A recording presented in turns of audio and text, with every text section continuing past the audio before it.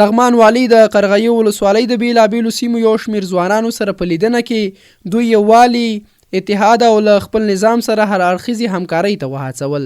نن د شمېر په ورځ د جدي په 13 نیټه د لغمان والي رحمت الله یارمل د قرغیو ولسوالۍ د بېلابېلو سیمو یو شمېر ځوانانو او مدني فعالانو سره ولیدل. راغلو ځوانانو د امنیت، سولې، انکشاف، غصب او فساد مخنیوي او د ښې حکومتوالۍ پیاوړتیا په برخه کې د لغمان والي د هڅو ستاینه او ملاتړ وکړ. دوی په قرغیو ولسوالۍ کې د برېښنایي پیژندپاڼو د یو مرکز د پرانیستلو، د ولسوالۍ په کچه د ولس او حکومت ترمنځ د اړیکو لا پراختیا، په ګڼو برخو کې د یادې ولسوالۍ ځوانانو ته د پاملرنې غوښتنه او نورو بېلابېلو برخو کې خپلې غوښتنې او وړاندیزونه د حل په موخه له مسؤلینو سره شریک کړل.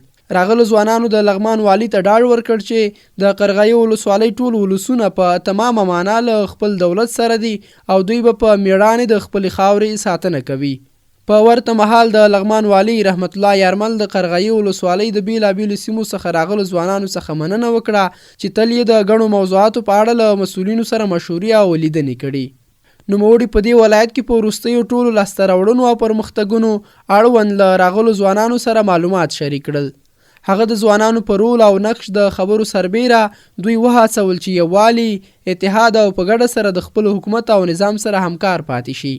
ښاغلي یارمل ډاډ ورکړ چې د قرغیو ولسوالۍ د ځوانانو ټولو ستونزو حل ته به هڅې چټکې کړي. رفیع الله سلیمانزی، هیرو ټي وي، لغمان.